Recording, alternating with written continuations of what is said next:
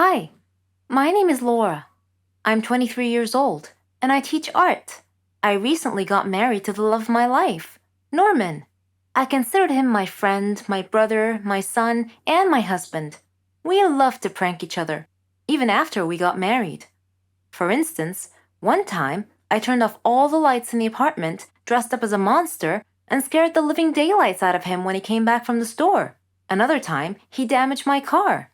I put mayonnaise on his toast. I did worry sometimes that our jokes might go too far. I mean, he did get really mad at me once. He stopped talking to me for 2 days, even though I apologized profusely many times. After that, our pranks sort of stopped. I figured our pranking days were over. About a month later, I returned home to find a letter on the floor. I opened it and read it. If you don't pay us 100,000 by Friday, we will kill Norman. I smiled. Norman was pranking me again. When he returned home, I hugged him and showed him his prank letter. He read it carefully, and his brow furrowed. He appeared seriously frightened and swore that this was not part of any prank. He told me that we needed to leave town as soon as possible. I asked him why, and he told me that before he married me, he had stolen a gold statue from a motorcycle gang. I asked him why he couldn't just return it with an apology, and he told me that the statue was worth a lot of money and could make us really wealthy. That night, an armed masked burglar broke into our apartment and confronted us with a gun. He said to Norman, "Hello, Norman, long time no see. You need to choose between the statue or your wife. Choose now." Norman was hesitant. Then he steadfastly said, "I can't give up the statue. Take my wife." The masked man turned towards me. He pointed the gun at me in a threatening manner. I was frantic. I was staring at Norman in shock. Suddenly, the masked man ripped off his mask. It was Keanu, Norman's brother. Norman sat down, laughing so hard he could hardly stop to breathe. Between laughs, he said, "This is payback for the last prank of yours. I was so mad at him that day, but it's all right. He doesn't know what I have planned for him." It all happened on my last holiday. It was a terrible experience. It was the worst holiday I have ever had. Me and my friend Renee, we decided to go to New Zealand. We were saving money for a very long time to go on this trip. It was our dream to go to the land of the Lord of the Rings. We had made reservations for flight at the end of July, and from that moment on, everything went wrong. It turned out that the flight was reserved for only one person, simply because a woman at the travel agency didn't understand us very well. I managed to reserve a flight, but a different one, so we couldn't go together. But I thought that it was not a big deal. My friend flew a few hours after me. I was going first.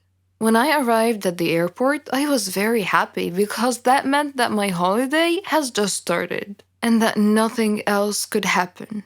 And I was mistaken.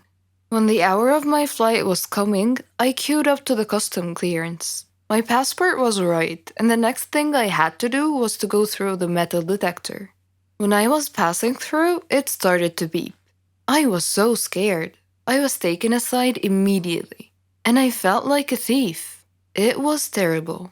The custom officer had taken me to another room and she told me to undress.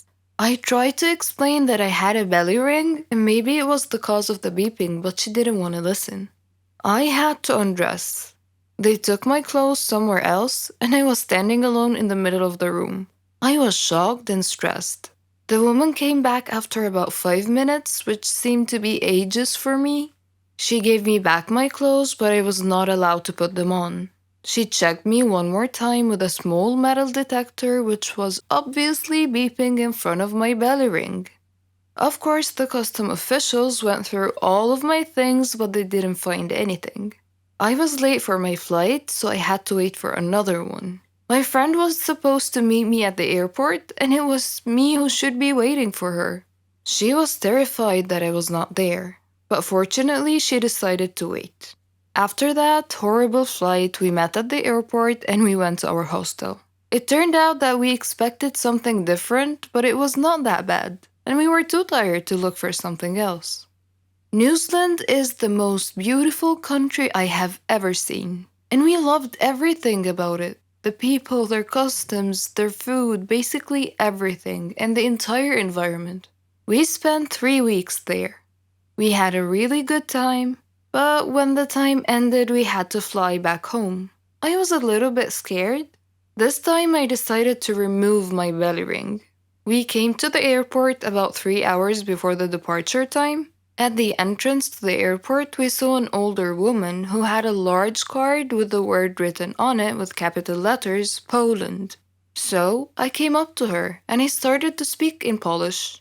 She smiled and we started to chat together. When we were just about to leave, she asked me if I could take a box of chocolates with me and give it to her son in Poland.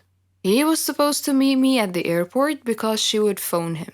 And of course I agreed. And then it started again. At the custom clearance, everything was okay. I came through the metal detector and nothing happened.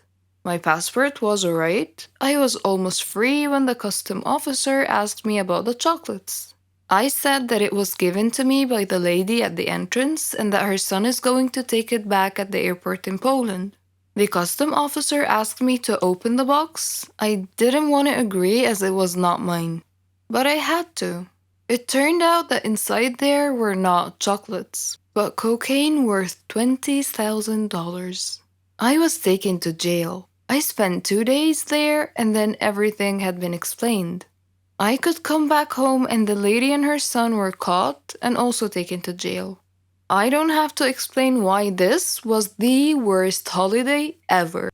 Let me be honest with you guys. I'm not a fan of first dates. I've only had a couple of good first dates, others are plain disasters. However, from time to time, I like to get on Tinder and swipe between pictures. Tinder dates always turn into funny stories, sometimes even spooky ones. My guy best friend Ryan and I decided to go on a few Tinder dates just for the fun of it. Before we went out, we would always agree on a safe word, and that word was hot dog. A text saying, "Hey, can you pick up some hot dogs on the way?" Or something along those lines basically meant, "Can you call me and pretend there's an emergency so I can get out of this situation without being rude?" We had a lot of safe words meaning different things, and had an unspoken rule that every time we were on a date, we would let the other person know. I met this guy called Brandon on the application. We had a few good chats and decided to go out for brunch. I called Ryan and I let him know that I'll be having brunch with this Brandon guy. I'm not a supermodel, but I'm a bit too picky when it comes to first date outfits. I dived into my closet and decided to wear a bright pink off-shoulders blouse and a tiny little white skirt. And of course, my signature mermaid hue high heels. Brandon texted me saying he knows of a nice Italian restaurant. Despite the fact that we were going out for brunch, I somehow agreed to Italian. The guy comes to pick me up for our brunch date. He looks nice with lots of black on. He says he needs to make a stop along the way.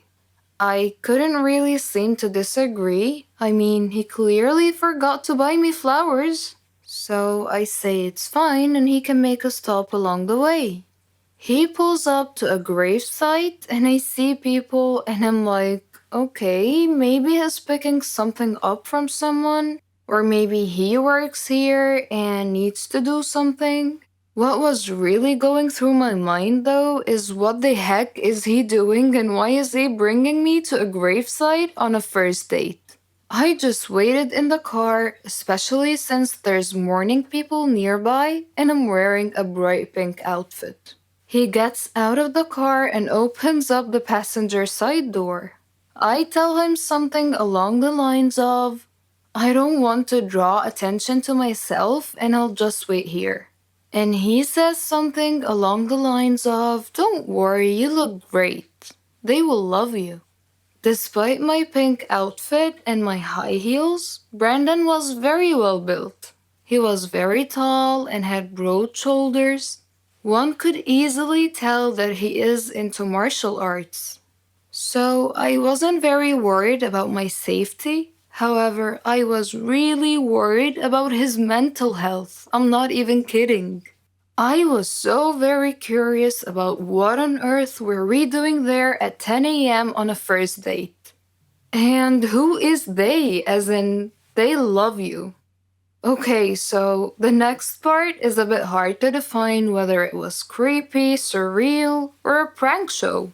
It was his mother's funeral. I stood next to a group of weeping people watching as my date's mother was lowered into the ground. Needless to say, it was really, really awkward, especially since he kept trying to hold my hand and nuzzle me for comfort. It's a first date, for God's sake. I waited for the service to be over, as I didn't want to be rude to the grieving people or to the dead woman. And then I texted Ryan, hot dog. So Ryan called me and pretended to be my landlord and told me that my apartment was flooded. I quickly apologized to Brandon and called an Uber. While I was waiting for my Uber to arrive, Brandon kept on holding my hand and literally begging me to stay a little bit longer.